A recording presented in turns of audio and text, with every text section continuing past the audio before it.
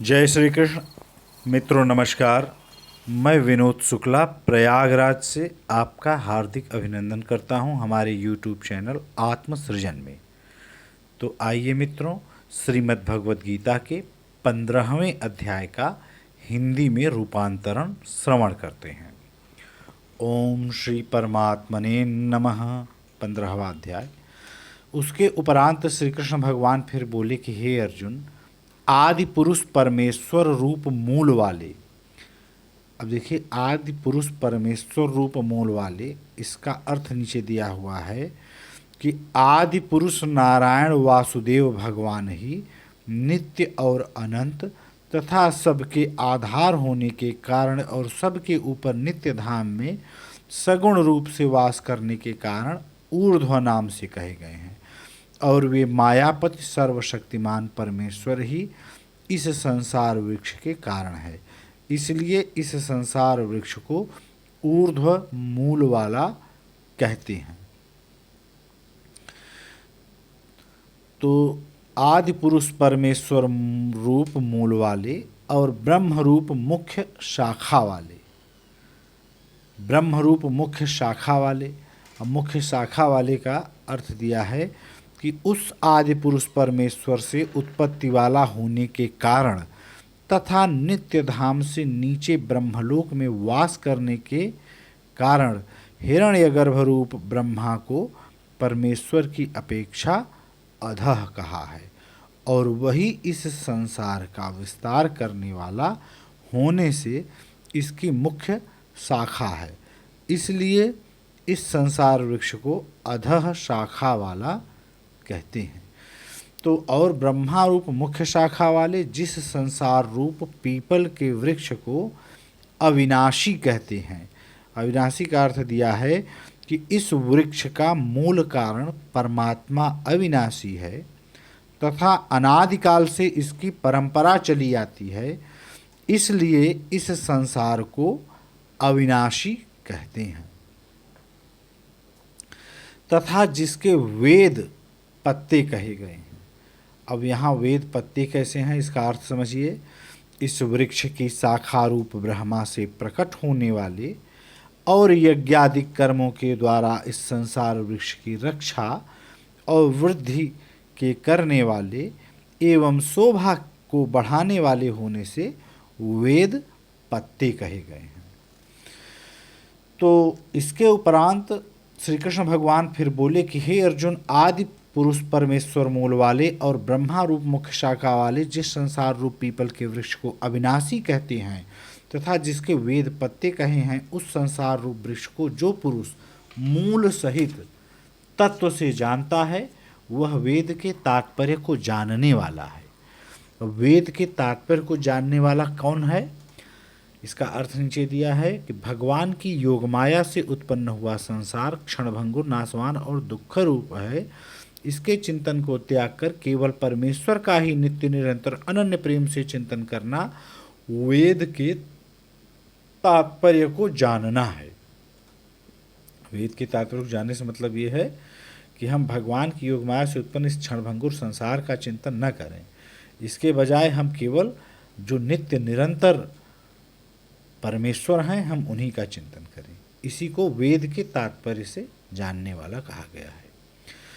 हे अर्जुन, उस संसार वृक्ष के तीनों गुण रूप जल के द्वारा बढ़ी हुई एवं विषय, विषय का अर्थ दिया है शब्द, स्पर्श, रूप, रस और गंध, ये पांचों स्थूल देह और इंद्रियों की अपेक्षा सूक्ष्म होने के कारण उन शाखाओं की कोपलों के रूप में कहे गए हैं।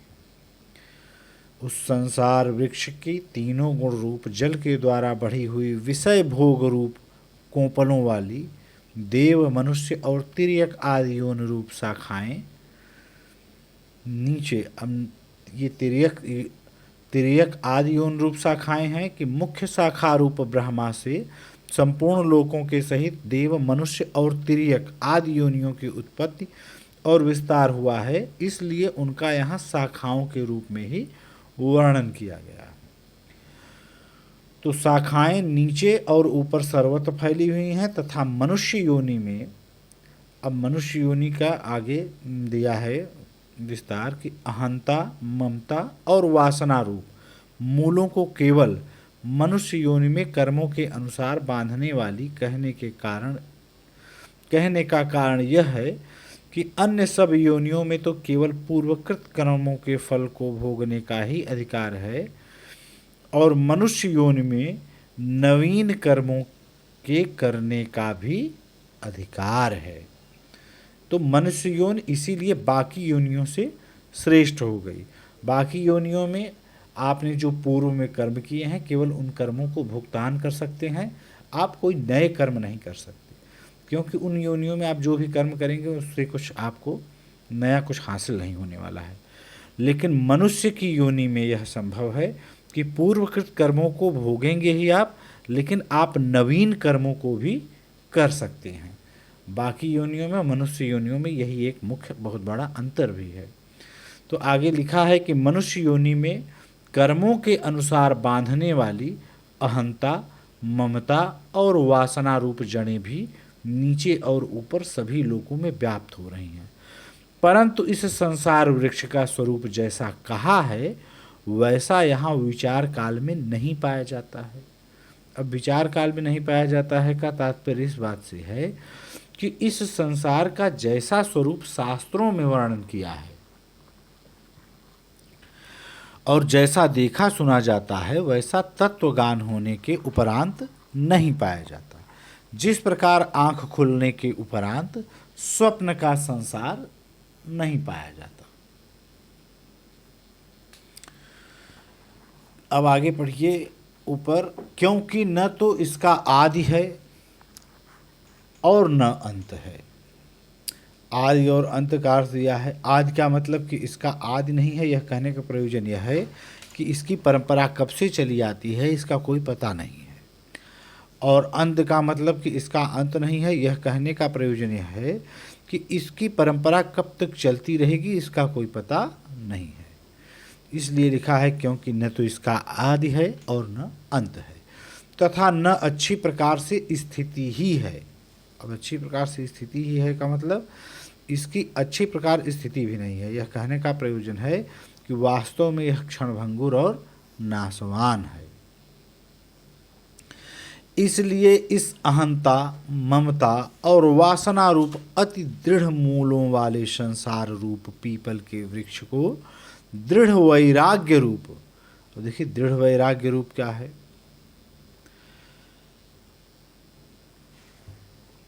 ब्रह्मलोक तक के भोग क्षणिक और नाशवान है।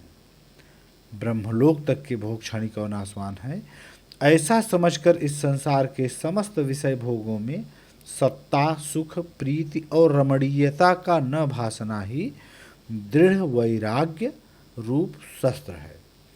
तो यहाँ लिखा है कि इस संसार रूप पीपल के वृक्ष को दृढ़ वैराग्य रूप शस्त्र द्वारा काटकर, अब काटकर मतलब है, इसका अर्थ दिया है नीचे, स्थावर जंगम रूप यावन मात्र संसार के चिंतन का तथा अनादिकाल से अज्ञान के द्वारा दृढ़ हुई अहंता, ममता और वासना रूप मूलों का त्याग करना ही संसार वृक्ष का अवांतर मूलों के सहित काटना है। तो ये स्थावर जंगम रूप यावन मात्र संसार के चिंतन तथा अनादिकाल से अज्ञान के द्वारा दृढ़ हुई अहंता, ममता और वासना रूप मूलों का त्याग कर देना, इसको जड़ सहित काटने की बात है। तो वैराग्य रूप शस्त्र द्वारा काटकर उसके उपरांत उस परम पद रूप परमेश्वर को अच्छी प्रकार खोजना चाहिए कि जिसमें गए हुए पुरुष फिर पीछे संसार में नहीं आते हैं, और जिस परमेश्वर से यह पुरातन संसार वृक्ष की प्रवृत्ति विस्तार को प्राप्त हुई है उस आदि पुरुष नारायण के मैं शरण हूँ। इस प्रकार दृढ़ निश्चय करके नष्ट हो गया है मान और मोह जिनका, तथा जीत लिया है आसक्ति रूप दोष जिनने, और परमात्मा के स्वरूप में है निरंतर स्थिति जिनकी, तथा अच्छी प्रकार से नष्ट हो गई है कामना जिनकी, ऐसे वे सुख दुख नामक द्वंद्वों से विमुक्त हुए ज्ञानी जन उस अविनाशी परम पद को प्राप्त होते हैं। उस स्वयं प्रकाशमय परम पद को न सूर्य प्रकाशित कर सकता है, न चंद्रमा और न अग्नि ही प्रकाशित कर सकता है, तथा जिस परम पद को प्राप्त होकर मनुष्य पीछे संसार में नहीं आते हैं, वही मेरा परम धाम है। परम धाम का अर्थ गीता के 8वें अध्याय के श्लोक नंबर 21 में दिखना चाहिए, वहाँ विस्तार से है। हे अर्जुन, इस देह में यह जीवात्मा मेरा ही सनातन अंश है। देखिए, सनातन अंश है का नीचे अर्थ दिया है, जैसे विभाग रहित स्थित हुआ भी महाकाश घटों में पृथक पृथक की भांति प्रतीत होता है, वैसे ही सब भूतों में एक ही रूप स्थित हुआ परमात्मा पृथक पृथक की भांति प्रतीत होता है।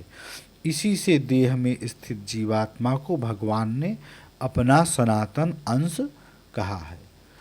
तो हे अर्जुन, इस देह में यह जीवात्मा मेरा ही सनातन अंश है और वही इन त्रिगुणमयी माया में स्थित हुई मन सहित पांचों इंद्रियों को आकर्षण करता है। कैसे कि वायु गंध के स्थान से गंध को जैसे ग्रहण करके ले जाता है, वैसे ही देहादिकों का स्वामी जीवात्मा भी जिस पहले शरीर को त्यागता है, उससे इन मन सहित इंद्रियों को ग्रहण करके फिर जिस शरीर को प्राप्त होता है उसमें जाता है। यह बहुत ध्यान से समझने वाली बात है कि देखिए, त्रिगुणमयी माया में स्थित हुई मन सहित पांचों इंद्रियों को आकर्षित करता है। कौन? ये जो जीवात्मा है। कैसे? जैसे कि वायु गंध के स्थान से गंध को जैसे ग्रहण कर, वायु है और किसी जगह कोई सुगंध है या कोई दुर्गंध है, तो वह वायु के साथ लग करके और वह उसको वायु ग्रहण कर लेता है और उसका स्थानांतरण करता है, उसको कहीं लेके और भी जा सकता है। वैसे ही देहादिकों का स्वामी ये जो जीवात्मा है, जीवात्मा भी जिस पहले शरीर को त्यागता है, यह शरीर को तो त्याग देता है, लेकिन उससे इन मन सहित इंद्रियों को ग्रहण करके उसी शरीर से उसका मन सहित इंद्रियों को ग्रहण करके फिर जब जिस शरीर को प्राप्त होता है उसमें जाता है। तो उस शरीर में स्थित हुआ यह जीवात्मा श्रोत्र, चक्षु और त्वचा को तथा रसना, घ्राण और मन को आश्रय करके, अर्थात इन सब के सहारे से ही विषयों का सेवन करता है। परंतु शरीर छोड़कर जाते हुए को अथवा शरीर में स्थित हुए को और विषयों को भोगते हुए को अथवा तीनों गुणों से युक्त हुए को भी अज्ञानी जन नहीं जानते हैं। केवल ज्ञान रूप नेत्रों वाले ज्ञानी जन ही तत्व से जानते हैं, क्योंकि योगी जन भी अपने हृदय में स्थित हुए इस आत्मा को यत्न करते हुए ही तत्व से जानते हैं। और जिन्होंने अपने अंतःकरण को शुद्ध नहीं किया है, ऐसे अज्ञानी जन तो यत्न करते हुए भी इस आत्मा को नहीं जानते हैं। हे अर्जुन, जो तेज सूर्य में स्थित हुआ संपूर्ण जगत को प्रकाशित करता है तथा जो तेज चंद्रमा में स्थित है और जो तेज अग्नि में स्थित है, उसको तू मेरा ही तेज जान। और मैं ही पृथ्वी में प्रवेश करके अपनी शक्ति से सब भूतों को धारण करता हूँ और रस स्वरूप अर्थात अमृतमय चंद्रमा होकर संपूर्ण औषधियों को अर्थात वनस्पतियों को पुष्ट करता हूँ, तथा मैं ही सब प्राणियों के शरीर में स्थित हुआ वैश्वानर अग्नि रूप होकर प्राण और अपान से युक्त हुआ चार क्या है? चार प्रकार के अन्न पचाता हूँ। तो चार प्रकार के कौन से अन्न हैं? भक्ष्य, भोज्य, लेह और चोष्य, ऐसे चार प्रकार के अन्न होते हैं। इनमें जो चबा कर खाया जाता है वह भक्ष्य है, जैसे रोटी आदि। जो निगला जाता है वह भोज्य है, जैसे दूध आदि। तथा जो चाटा जाता है वह लेह है, जैसे चटनी आदि। और जो चूसा जाता है वह चोष्य है, जैसे ऊख, आम पका हुआ भी चूसते हैं लोग। तो इसमें कह रहे हैं कि भगवान कह रहे हैं कि मैं ही सब प्राणियों के शरीर में स्थित हुआ वैश्वानर अग्नि रूप होकर प्राण और अपान से युक्त हुआ चार प्रकार के अन्न को पचाता हूँ। और मैं ही सब प्राणियों के हृदय में अंतर्यामी रूप से स्थित हूँ तथा मेरे से ही स्मृति, ज्ञान और अपोहन होता है। अपोहन क्या है? अपोहन का अर्थ नीचे दिया है, विचार के द्वारा बुद्धि में रहने वाले संशय, विपर्यय आदि दोषों को हटाने का नाम अपोहन है। तो स्मृत ज्ञान और अपोहन होता है और सब वेदों द्वारा मैं ही जानने की योग्य हूँ तथा वेदांत का कर्ता और वेदों को तो जानने वाला भी मैं ही हूँ। हे अर्जुन, इस संसार में नाशवान और अविनाशी भी यह दो प्रकार के पुरुष हैं। दो प्रकार के पुरुष कौन हैं? सर्व वेदों का तात्पर्य परमेश्वर को जानना है, इसलिए सब वेदों द्वारा जानने के योग्य एक परमेश्वर ही है। तो सब वेदों द्वारा जानने की मैं ही जानने की योग्य हूँ तथा वेदांत का कर्ता और वेदों को जानने वाला भी मैं हूँ। हे अर्जुन, इस प्रकार नाशवान और विनाशी भी यह दो प्रकार के पुरुष हैं। उनमें संपूर्ण भूत प्राणियों के शरीर तो नाशवान और जीवात्मा अविनाशी कहा जाता है तथा उन दोनों में से उत्तम पुरुष तो अन्य ही है कि जो तीनों लोकों में प्रवेश करके सबका धारण पोषण करता है।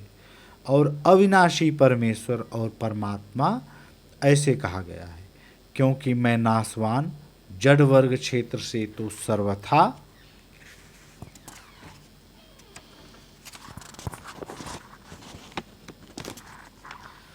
अतीत हूँ और माया में स्थित अविनाशी जीवात्मा से भी उत्तम हूँ।